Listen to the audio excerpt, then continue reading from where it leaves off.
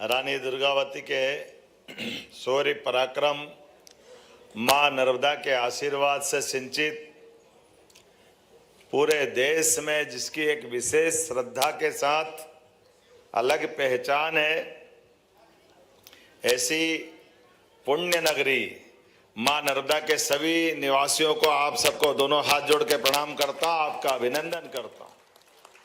मंच पर विराजमान माननीय मंत्री श्रीमान राकेश सिंह जी, हमारे माननीय सांसद श्रीमान आशीष दुबे जी, माननीय सांसद श्रीमती सुमित्रा वाल्मीकि जी, यहाँ के इस नगर निगम के कार्यक्रम में वैसे तो ये सहज प्रोटोकॉल है, जब नगरीय क्षेत्र के नगर निगम में कार्यक्रम होगा तो महापौर का क्रम ऊपर हो जाता है और जब विधानसभा का कार्यक्रम हो तो विधायक का ऊपर हो जाता है। इसलिए महापौर जगत बहादुर जी, इनके कार्यक्रम के लिए जोरदार अभिनंदन करें। इसी मंच के ऊपर विराजमान हमारे सबके सुपरिचित, जनता के लिए पिताजी के नक्शे कदम पर अपने कदम बढ़ाने वाले माननीय विधायक अशोक रोहाणी जी, इंदु भैया, सुशील तिवारी जी, इनका नाम सुशील भैया बोलते तो बड़ा लोग कम जानते हैं, लेकिन इंदु तिवारी जी, माननीय विधायक श्रीमान नीरज सिंह जी, जोरदार अभिनंदन नीरज सिंह जी के लिए भी। इसी मंच पर विराजमान माननीय विधायक अभिलाष पांडे जी, आपका भी स्वागत अभिनंदन है। और भोले भाले लेकिन काम में लगे रहने वाले माननीय विधायक संतोष वरगड़े जी, आपका भी स्वागत अभिनंदन। जिला पंचायत की अध्यक्ष श्रीमती आशा गोटिया जी, जोरदार अभिनंदन आशा जी के लिए। नगर निगम के सभापति रिंकू भाई, आपका भी अभिनंदन स्वागत। इस कार्यक्रम में मंच पर बैठे हमारे जिले के अध्यक्ष, दोनों जिले के अध्यक्ष रत्नेश जी और राजकुमार पटेल जी, दोनों का स्वागत अभिनंदन। यहाँ हमारे राजकुमार जी के साथ प्रदेश के कोषाध्यक्ष श्री अखिलेश जैन जी, आपका भी स्वागत अभिनंदन। और यहाँ के प्राधिकरण के अध्यक्ष संदीप जैन जी, आपका भी स्वागत अभिनंदन। अब तो मंच पे कोई बचा नहीं, सब हो गए बचे हैं। जोरदार अभिनंदन सारे प्राधिकरण के उपाध्यक्ष। हाँ, गोटिया जी, हमारे विनोद गोटिया जी, मेला प्राधिकरण, पूरे प्रदेश के अंदर जितने मेले होंगे सारे मेले के प्राधिकरण के हमारे अध्यक्ष, जोरदार अभिनंदन इनका भी। प्राधिकरण के उपाध्यक्ष द्वय, उनका भी स्वागत अभिनंदन। कौन कौन है प्राधिकरण के उपाध्यक्ष? विकास प्राधिकरण के है क्या?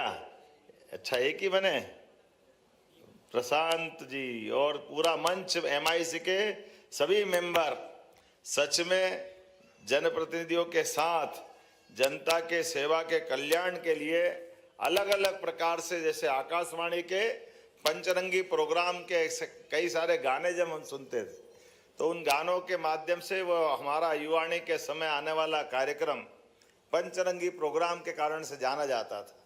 आजकल थोड़ा दूरदर्शन के कारण से जो पुराने लोग वो तो आकाशवाणी को जानते हैं, लेकिन अभी नई पीढ़ी के लिए यशस्वी प्रधानमंत्री, जोरदार अभिनंदन कर, जो मन की बात के माध्यम से वापस आकाशवाणी को जिंदा कर रहे हैं। जोरदार ताली बजाएं माननीय नरेंद्र मोदी जी।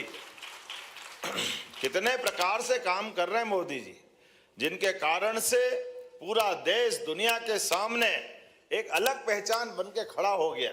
हमने रामराज सुना था, रामराज के समय जो होता था, आज के समय में परमात्मा की कृपा से वो सब हो रहा है जिसके कारण से रामराज को भगवान कृष्ण के उस समय के काल को या आज के काल को जाना जाता है। आप बताइए, गरीब से गरीब आदमी के जीवन में 80 करोड़ से ज्यादा आबादी का देश, 80 करोड़ में पूरा यूरोप आ जाएगा, इतने सारे देश, उन सारे लोगों के लिए निःशुल्क राशन, पक्का मकान, हर घर शौचालय, हर घर नल से जल और आयुष्मान 5 लाख तक का गारंटी। जोरदार ताली बजाए। ये इतना बड़ा कलेजा अगर किसी का है तो यशस्वी प्रधानमंत्री नरेंद्र मोदी जी का है। और केवल मकान, राशन, जल, शौचालय, ये आयुष्मान कार्ड ये पर्याप्त नहीं, हमारे रोजमर्रा की जिंदगी के लिए, काम धंधे के लिए भी हमारे लिए राशि दे करके, ये जो हमारी रेहड़ी वाले, छोटे ठेले खोमचे वाले, कौन कौन लोगों को ऋण मिल रहा है? पूरे प्रदेश के अंदर सबसे ज्यादा ऋण अगर मिले हैं, मैं बधाई देना चाहूंगा जबलपुर नगर निगम के माध्यम से इस जबलपुर जिले में मिल रहे। हर एक आदमी के जीवन के अंदर सुख का सूरज निकले, उसके जीवन में समृद्धि आए, गरीबी मिटे। ये बात सही है, परमात्मा जन्म देता है और जन्म के साथ हमारे कई सारे कर्मों के बलबूते पर हम उस आबो हवा में खुली सांस लेते हैं, लेकिन जरा मदद का कोई हाथ बढ़ा दे तो जिंदगी बदल जाती। सरकार के माध्यम से ये जो सहयोग का भावना होती, सरकार का मतलब सहकार, और सहकार का मतलब सहकार के आधार पर पूरे परिवार का उद्धार। जोरदार अभिनंदन करें इस भावना के बलबूते पर।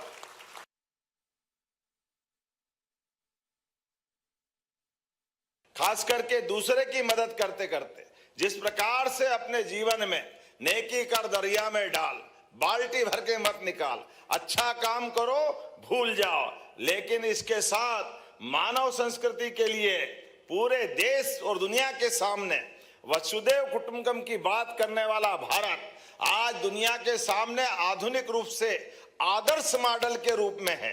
होंगे धनी लोग बहुत और धन की उनके पास कमी नहीं, लेकिन मन की संकुचितता के कारण से धन बहुत हो गया, लेकिन घर में शांति नहीं, घर में असुरक्षा का वातावरण, अपने धन की चाह में दूसरे को बर्बाद करके धन लेना जानते हैं, पता नहीं कितने प्रकार के षड्यंत्र करते हैं। लेकिन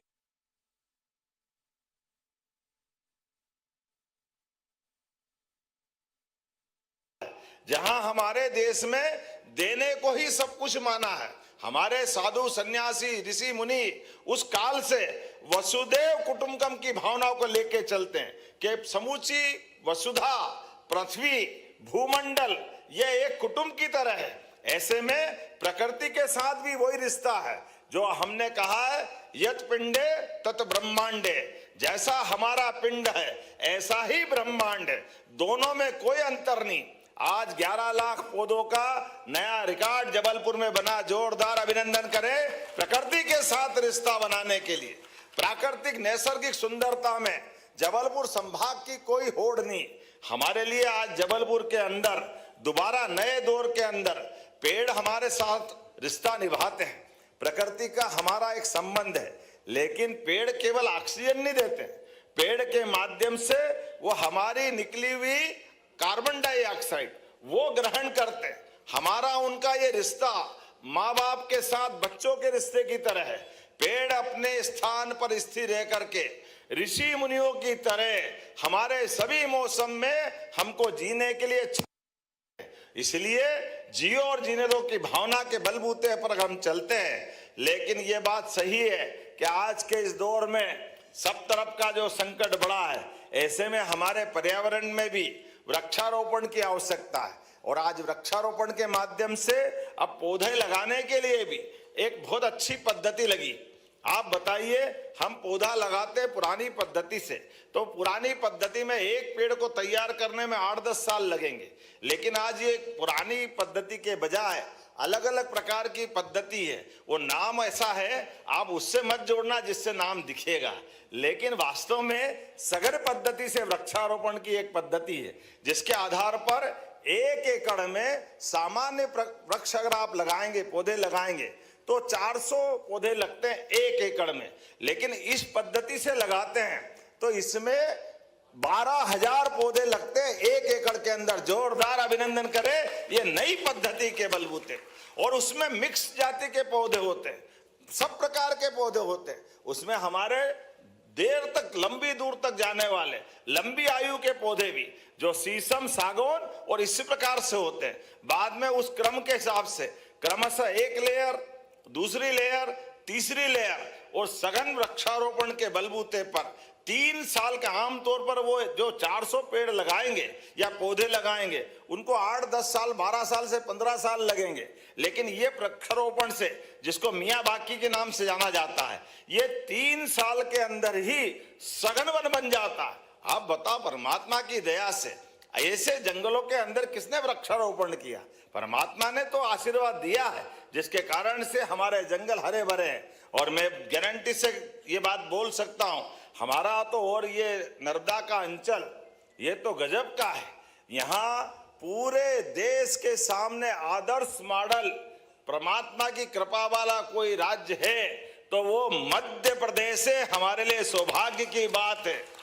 देश के अंदर नदियों का मायका है मध्य प्रदेश। इतनी नदियां किसी राज्य में नहीं है। और उससे आगे बढ़कर चाहे गंगा हो, चाहे यमुना हो या ताप्ती मैया हो, ये बड़ी बड़ी नदियां या सोन नदी हो, सारी नदियां मध्य प्रदेश से निकल कर जाती है।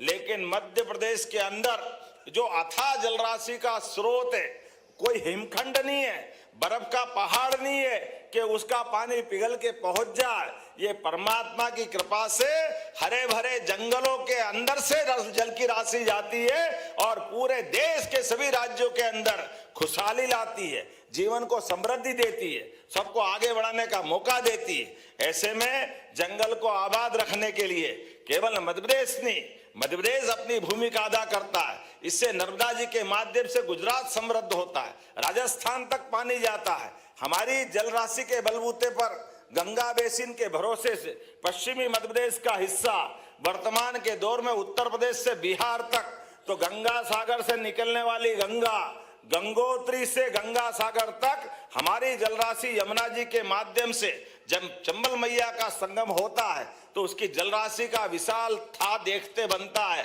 प्रयागराज के बाद ऐसे ही सोन नदी के माध्यम से बिहार के बाद गंगा को नया जीवन मिलता है। तो मध्य प्रदेश का बड़ा योगदान होता है। मैं बोलने के लिए बहुत सारी ऐसी नदियों की बात कर सकता हूं, लेकिन आज जन के साथ जनता के जीवन में बदलाव लाने के कई सारे काम हुए। हमारे अपने माननीय रोहाणी जी की विधानसभा में केंट के अंदर धोबी घाट के आधार पर हमारे अपने जो अपने वस्त्र साफ करते हैं, ऐसे उस प्रकार के व्यवसायी लोगों के लिए मशीन लगा करके उनकी जिंदगी को अच्छा करने का काम किया। जोरदार अभिनंदन करें हमारे रोहाणी जी के क्षेत्र में। ये हमारे ही वो प्रतिबद्धता है, सबका साथ सबका विकास, सबका विश्वास सबका प्रयास। तो चाहे हमारे धोबी समाज के लोग हो या हमारे मछुआरा समाज के लोग हो, मछुआरे समाज के लिए भी चाहे हमारी सरकार की भावना दलगत राजनीति से ऊपर उठ करके कोई भी विधायक हो, कांग्रेस का हो या बीजेपी का हो, ये विचार केवल हमारी पार्टी के बलबूते पे होता है। इसलिए उनके लिए बड़ा मछली मार्केट दे करके जो उससे जुड़े हुए लोग हैं उनके जीवन में भी बाहर खुले में मछली बेचते जो न खाए, जिनको इनसे कोई संबंध नहीं, उसको बड़ी कठिनाई होती। ऐसे में ये खान पान की शुद्धता के लिए भी और आवश्यक सावधानी के लिए भी एक बाजार बना करके नगर निगम के माध्यम से वो भी उत्कृष्ट कार्य हुआ। जोरदार ताली बजा के अभिनंदन करें। नगर निगम इन सारी चीजों के लिए जवाबदार होती और सरकार के माध्यम से फंडिंग भी होती। इसी के साथ साथ जो अभियान एक विषय आया था, हमारी सरकार ने बीते विधानसभा के समय, वैसे तो ये कांग्रेस के सिर पे पाप है, कांग्रेस ने हमेशा से हिंदू मुसलमान ईसाई पारसी सबको अलग अलग भाव से देखा। अरे अपने यहाँ तो ये हजारों साल से एक भाव चलता था, एक नारा लगता था, हम सब भारत माँ के लाल, भेदभाव का कहाँ सवाल, क्या हिंदू क्या मुसलमान, अल्लाह ईश्वर तेरे नाम। महात्मा गांधी जी के समय से भजन गाते थे। लेकिन कांग्रेस ने वोट बैंक के बलबूते पर आजादी के पहले से जो भावना हिंदू मुसलमान की अलग करी, परिणाम आया अंग्रेजों से लड़कर के तो देश आजाद हो गया। लेकिन आजादी के बाद उस दुष्परिणाम कांग्रेस की नीतियों के कारण भारत का बंटवारा हो गया, पाकिस्तान अलग बना, बाद में हिंदुस्तान रहा। लेकिन हिंदुस्तान में भी उसी डबल चश्मे के कारण से अलग अलग समाज को देखने के दुष्परिणाम निकले कि देश के अंदर अभी कई कई समय तक दंगे होते रहे। आप बताइए, भगवान राम कृष्ण की धरती पर हमारे यहाँ तो अतीत के काल से, रहीम के जमाने से, रसखान के जमाने से हमारे यहाँ कभी ये भाव कहाँ था। भगवान की नगरी में खासकर रहीमन पानी राखिए बिन पानी सब सून, पानी गए न उबरे मोती मानस चून। रहीम के दोहे देखो, रसखान के दोहे देखो, जिनने भगवान कृष्ण की बड़ी सुंदर भक्ति की। इस भाव को बढ़ाने की जरूरत है। लेकिन कांग्रेस ने लगातार बंटवारा करते हुए जो दिखाया, मुझे इस बात की प्रसन्नता है, यशस्वी प्रधानमंत्री के 12 साल के नेतृत्व में देश भर से कर्फ्यू लगना बंद हो गए, हिंदू मुसलमान सब मिलकर आनंद से रह रहे हैं। इस भाव को बढ़ाने की जरूरत है। जब मैं ये बात कह रहा तो आप ताली दिल खोल के भी बजा सकते हैं कि ये बदलते दौर का भारत है। दुनिया में आज इस भाव को बढ़ाने की जरूरत है। ऐसे समय में हमने कहा कि एक देश, एक विधान, एक प्रधान, अलग अलग बांट करके मत देखो। जब रहीम और राम की एक की बात करते हो तो रामचंद्र एक शादी करेगा तो रहीम क्यों 4 करेगा, वो भी एक ही करना चाहिए। ये समान कानून लगा करके, इस भाव को ला करके हमने विधानसभा में नियम बनाया। इसके पीछे भी हमारी भावना बहुत पवित्र है। अगर हिंदू बेटी का विवाह होकर के बेटी की जिंदगी अगर सुरक्षित होती है तो मुस्लिम बहन भी तो हमारी बहन है। आप बताओ, किसी भी बहन का विवाह हो जाए, वो अपने पति के घर जाए, 1 बेटा 2 बेटा साल 2 3 4 साल में अगर वो कह दे कि तलाक तलाक तलाक, तो उसकी जिंदगी तो नर्क हो जाएगी। उसको कौन गारंटी देगा? ऐसे में हमने कहा मध्य प्रदेश के अंदर इस कानून के भरोसे से पहले तो हमने 3.5 करोड़ से ज्यादा SMS के माध्यम से पूरे प्रदेश को इन्वॉल्व किया, 10 लाख से ज्यादा सुझाव लिए। मुझे इस बात की प्रसन्नता है, इसके कारण से 74% से ज्यादा मुस्लिम बहनों ने कहा कि हाँ, एक ही कानून होना चाहिए। जोरदार अभिनंदन करें मुस्लिम समाज की बहनों के लिए। ये हमारी भावना है, एको हम द्वितीय नास्ति, हम जो है वैसे ही सब हैं। इस भावना का भाव बढ़ाने के लिए हमने एक समान कानून लगाने की बात कही है। आप बताइए, जब हम इस भाव के आधार पर आगे बढ़ते हैं, कांग्रेसी लोग आगे चल के चालाकी करने लगे। हमने कहा तुम मर्जी है जितनी चालाकी करो, लेकिन जनता सब जानती है। इसलिए धीरे धीरे करके पूरे देश से कांग्रेस का आधार खसकता जा रहा है। एक के बाद एक विधानसभाओं के चुनाव के रिजल्ट आ रहे हैं, कांग्रेस सिमटती जा रही। 80% से ज्यादा हिस्से पर अब भारतीय जनता पार्टी और NDA की सरकार बनी है, जो जन कल्याणकारी योजना के बलबूते पर माननीय प्रधानमंत्री जी के नेतृत्व में आगे बढ़ रही। ऐसे समय में जब मैं आपके साथ इस कार्यक्रम में मौजूद हूं, मुझे इस बात की प्रसन्नता है कि आज इसी स्थान पर जब मैं अपने व्यापारियों की तरफ देखता हूं तो 16 लाख से ज्यादा छोटे व्यापारियों को इसी प्रकार के हमारे लोन के माध्यम से उनकी जिंदगी बेहतर करने के लिए आगे बढ़ रहे हैं। लेकिन जब मैं अपनी अंदर की तरफ देखता हूं तो खास करके एक कानून के साथ साथ पिछली विधानसभा में हमने बहुत सारे कार्यक्रम हाथ में लिए, बहुत सारे कानून भी बनाए। मैं माननीय मंत्री जी को बधाई देना चाहूंगा। आपके माध्यम से PWD विभाग भी प्रदेश का नहीं, देश का सबसे अच्छा विभाग का काम करने वाला तरीका आपके माध्यम से लगा है, जिसके बलबूते पर अब हमारी हेम मॉडल पर सभी राज्य के अंदर से राजधानी को जाने वाले, निर्बाध रूप से जाने वाले और दूरी घटाते हुए विकास के काम करने के लिए राजमार्ग कानून जो अंग्रेजों के जमाने का था उसको बदलने का काम किया है। फायर सेफ्टी अधिनियम को बदलने का काम किया है।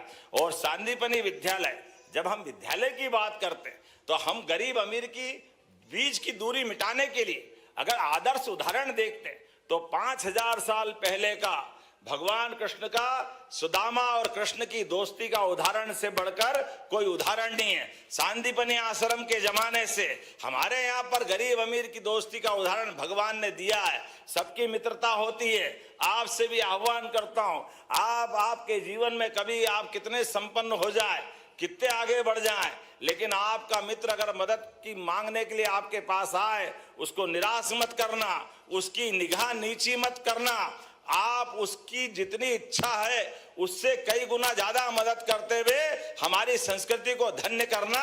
इसलिए सांदीपनि विद्यालय बनाया जा रहा है। जोरदार अभिनंदन करें। ये बच्चों में भी संस्कार आना चाहिए। सांदीपनि विद्यालय प्राइवेट स्कूल से भी बढ़कर के वो सारे वहां प्रावधान कर रहे हैं, जिसके कारण से हमारी भविष्य की युवा पीढ़ी और आगे बढ़े। सब प्रकार के संसाधनों के साथ कांग्रेस के जमाने में हम सब में से कई लोग पढ़े होंगे, मैं भी सरकारी स्कूल में पढ़ा हूं, आप भी पढ़े हैं। बरसात के समय तो स्कूल लगते ही नहीं था, क्योंकि पेड़ के नीचे झाड़ के पढ़ने के लिए मौका मिलता था। घर से बोरा ले जाओ टाट का तो बैठने की जगह रहती थी, टाट पट्टी नहीं मिलती थी, लेटरिन बाथरूम का तो सवाल ही नहीं उठता, बिजली है ही नहीं तो जाएगी कहां से। वो कांग्रेस का जमाना था, क्या काल था वो। लेकिन आज का सांदीपनि विद्यालय आप देखो, आनंद आ जाएगा। बसों से लाने ले जाने की व्यवस्था, सभी प्रकार के कोर्स पढ़ाने की व्यवस्था, सभी प्रकार के खेलने के मैदान, उनके अपने गुणवत्तापूर्ण शिक्षक। और हमारी सरकार के माध्यम से जब से सरकार बनी है हमने सब वर्गों की भर्ती ली। इसी साल 10,000 शिक्षकों की भर्ती कर रहे हैं, जोरदार अभिनंदन करें हमारे सभी प्रकार के। पुलिस के मामले में भी 18,000 पदों पे भर्ती 2 साल के अंदर हमने की, थानेदार से लगा करके नीचे के जवान तक सभी क्षेत्रों में। और परिणाम, सभी क्षेत्रों को बढ़ाने के लिए सभी प्रकार के प्रमोशन, सारे के सारे विभाग में वर्षों से प्रमोशन नहीं हुए थे। मुझे इस बात की प्रसन्नता है, जब सुशासन की बात कर रहे हैं तो हमको सब वर्गों का ध्यान रखना पड़ेगा। ऐसे में हमारे अधिकारी कर्मचारी अगर गलती करे तो कार्रवाई करो, लेकिन अच्छे काम में प्रमोशन दो, ये भावना भी तो होना चाहिए, यही तो भाव होना चाहिए। मुझे इस बात की प्रसन्नता है, 25,000 से ज्यादा पुलिस के अधिकारी कर्मचारियों के प्रमोशन हुए। ऐसे सभी विभागों में अब तो इतना बड़ा संख्या का आंकड़ा है, लगभग 2.5 लाख से ज्यादा प्रमोशन हुए। जोरदार अभिनंदन करें हमारे सारे वर्तमान के विकास के धुरी हमारे अधिकारी कर्मचारियों के लिए। हमारी जो सद्भावना है, इस आधार पे हम आगे बढ़ रहे हैं। लेकिन जब मैं अगर जबलपुर की तरफ देखता हूं, और जबलपुर में पहले आजादी के समय पहले केवल 2 विश्वविद्यालय थे, एक सागर और एक उज्जैन। धीरे धीरे बढ़ते गए, सब छात्रों की सुविधा होना चाहिए, इसलिए आज की स्थिति में 75 से ज्यादा यूनिवर्सिटी बन गई। इसलिए विश्वविद्यालय में कोई कष्ट नहीं होना चाहिए, विश्वविद्यालय तो और बढ़ जाए, कोई परेशानी नहीं, लेकिन विश्वविद्यालय के साथ उच्च गुणवत्ता की शिक्षा भी होना चाहिए, रोजगार परक मौका मिलना चाहिए। ऐसे में अब एम्स भारत सरकार के माध्यम से क्यों बनना चाहिए, एम्स हमारा प्रदेश का भी बने, इसलिए यहाँ की मेडिकल यूनिवर्सिटी हमारा एम्स के रूप में विकसित होगी। जोरदार अभिनंदन करें, भविष्य में ये जबलपुर का मॉडल बनेगा जो बाकी जगह हम लगाएंगे। ऐसे में आज के समय जबलपुर का अतीत बहुत गौरवशाली है। ऐसे गौरवशाली अतीत में जब हम अपने जबलपुर की तरफ देखते हैं तो आज के समय में इधर सेना वाले आ गए, इधर दूसरे मां नर्मदा का किनारा आ गया। विकास के लिए परिपूर्ण प्लान बनाने की जरूरत है। ऐसे में इंदौर उज्जैन मेट्रोपॉलिटन सिटी बनी, भोपाल मेट्रोपॉलिटन सिटी बनी, तो मैं यहीं से घोषणा कर रहा हूं, और पूरे मंच को मंत्री जी, विधायक, सांसद सब बैठे और कलेक्टर और सारे अधिकारी बैठे, आप मेट्रोपॉलिटन का ड्राफ्ट बनाओ, जबलपुर भी मेट्रोपॉलिटन सिटी बनेगा, 1 साल के अंदर बनेगा। ये हमारा संकल्प है विकास के मामले में सभी प्रकार के अवसर देने के लिए। और जबलपुर के आसपास नैसर्गिक सौंदर्य बहुत है। ऐसे में नैसर्गिक सौंदर्य में पहले माननीय राकेश जी जब सांसद थे, आपने डूमना नेचर पार्क,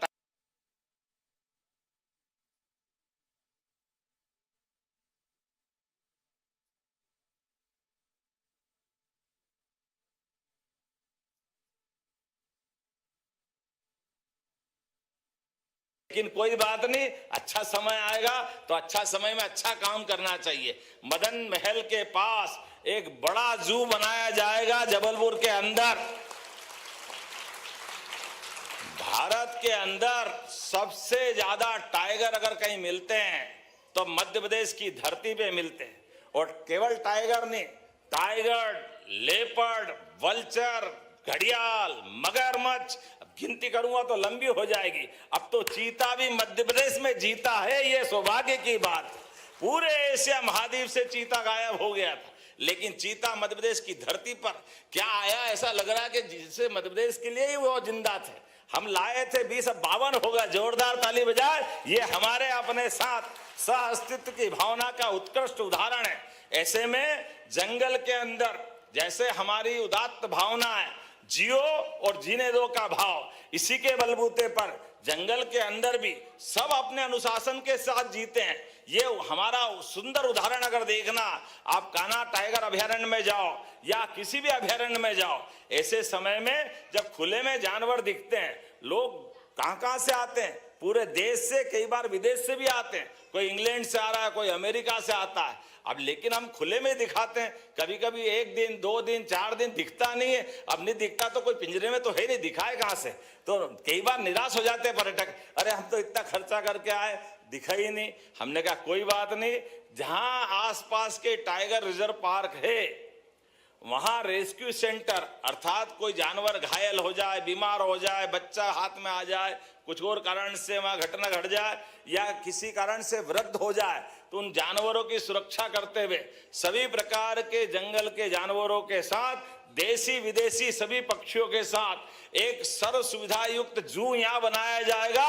वहां नहीं दिख रहा तो यहाँ देख लो भाई। हम तो हमारे पास अपने सबके साथ जंगल के जानवरों के प्रति जो आत्मीयता होती। मैं कल यहाँ से आपके पास में ऐसे भी कई रिकॉर्ड बन रहे हैं। 100 साल पहले हाथी लुप्त तो हो गए थे, अब 100 हाथी 2 साल में आ गए। जोरदार अभिनंदन करो। गणेश चतुर्थी आने वाली है, हमारे जंगल के अंदर केवल हाथी नहीं, अब तो जंगली भैंसे भी आए। जंगली भैंसे बीते समय हम अपने गेंडे के राज्य असम से लेकर आए। भविष्य में किंग कोबरा, गेंडा, सब प्रकार की प्रजातियां हमारे राज्य के अंदर सभी प्रकार के रोजगार के अवसर दिलाने के लिए, वनों की समृद्धि के लिए, वर्तमान में इकोसिस्टम को और समृद्ध करने के लिए बहुत सारे काम कर रहे हैं। ऐसे समय में जब मैं आपके साथ बात कर रहा हूं तो अपनी ओर से एक बार फिर जबलपुर की इस धरती पर आप सबको बधाई भी दे रहा हूं। और जो बताया गया कि हमारे पास जंगल बहुत अच्छे हो गए, जंगल में लकड़ी भी, इमारती लकड़ी भी बहुत अच्छी है, लेकिन आज के जमाने में लकड़ियों का उपयोग कम हो गया है। लेकिन कम होने के साथ भी जो अच्छा फर्नीचर बनता है, या बनाने वाले हमारे लोग हैं, जबलपुर भी वो स्थान है जहां पर फर्नीचर क्लस्टर की बड़ी संभावना है। तो मैं जबलपुर में फर्नीचर क्लस्टर बनाने की घोषणा करता हूं, जिसके माध्यम से भविष्य में रोजगार का एक बड़ा मौका मिलेगा। यहाँ के आसपास की अच्छी इमारती लकड़ियां जो फॉरेस्ट डिपार्टमेंट के माध्यम से सेल होती है, उसके बलबूते पर अच्छा फर्नीचर बनकर के देश और दुनिया में निर्यात करने का केंद्र जबलपुर बने, इस दिशा में काम कर रहे हैं। जब सांदीपनि विद्यालय की बात आई, हमारे अभिलाष ने सांदीपनि विद्यालय मांगा, तो मैं आपको भी सांदीपनि विद्यालय देने की घोषणा करता हूं। हमारे और भी विधायक यहाँ बैठे हैं, माननीय मंत्री जी भी बैठे हैं, मंत्री जी के क्षेत्र में भी सांदीपनि विद्यालय देने की घोषणा करता हूं। हमारे बच्चे पढ़े लिखे आगे बढ़े। इंदु भैया, नीरज भाई, रोहाणी जी, आपका ही सब लोकसभा क्षेत्र भैया आशीष जी, तो सब दूर सांदीपनि विद्यालय देने की घोषणा करता हूं। हर एक जगह अगर आप 15-17 बीघा की जमीन देख करके अच्छा बढ़िया हो जाए तो जरूर करेंगे। और उम्मीद कर रहे हैं विकास के मामले में हमारी सरकार जो कहती है वो करके दिखाती है। इसलिए एक स्लोगन बोलते हैं, सच्चा वादा पक्का काम। प्रेम से बोलो जय श्री राम। तो मेरी अपनी ओर से आप सबको राम राम। बोलो भारत माता की, भारत माता की। बहुत बहुत धन्यवाद। बहुत बहुत धन्यवाद आदरणीय। और आपसे अनुरोध है, सिंगल क्लिक के माध्यम से विभिन्न परियोजना का लोकार्पण करेंगे हमारे प्रदेश नायक माननीय मुख्यमंत्री महोदय। सीवर परियोजना गुरंदी मछली बाजार रजक समुदाय की परियोजना का लोकार्पण कर रहे हैं। सभी से अनुरोध है, जोरदार तालियों से अभिवादन करेंगे हम हमारे मुखिया, प्रदेश मुखिया माननीय मुख्यमंत्री। सभी से अनुरोध है अपना अपना स्थान ग्रहण करें।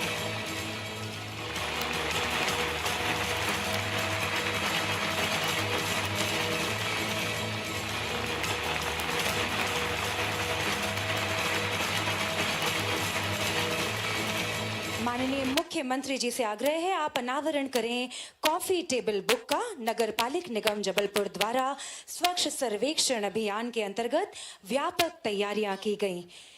घाटों, चौराहों का सौंदर्यीकरण आदि भी किया गया। इन्हीं कार्यों को संकलित कर एक कॉफी टेबल बुक तैयार की।